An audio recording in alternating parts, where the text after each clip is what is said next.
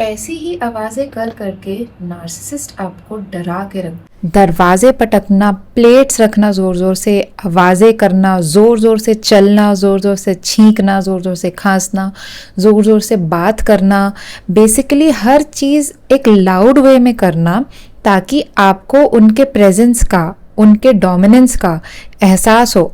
और अगर जैसे रात को आप सो रहे हैं या सुबह आपको लेट तक सोना है तो वो ऐसा मेक श्योर करेंगे कि कुछ ना कुछ ऐसी आवाज़ें हों कि आप उठ जाएं। बहुत ज़ोर ज़ोर से चबा चबा के खाना, और अगर आप उनसे पूछेंगे कि आप इतनी ज़ोर से ये सब करते हो तो वो उल्टा आप ही को सुना देंगे और कहेंगे कि ये तो मेरा नेचर है, तुम अब मुझे बदलना चाहते हो, या फिर अगर तुम्हें इतनी ही प्रॉब्लम हो रही है तो तुम ही कर लो ना, यही मेरे काम करने का तरीका है।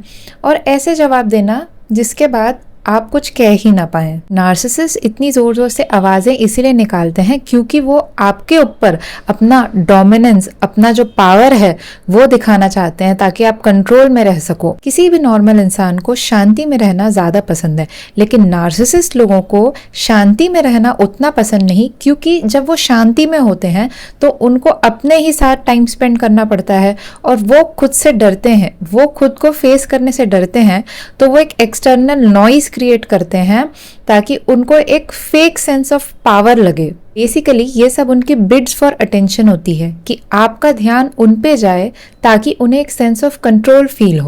ये सब करके वो ये भी दिखाते हैं कि वो कितने फ्रस्ट्रेटेड हैं आपके बिहेवियर से, और ये सब करने की वजह आप हैं। क्या आपने भी ये सब चीज़ें नोटिस की हैं? अगर हाँ तो कमेंट सेक्शन में ज़रूर बताइएगा, और वीडियो को लाइक करिएगा, शेयर करिएगा ताकि बाकी लोगों को भी इसके बारे में जानकारी मिल सके।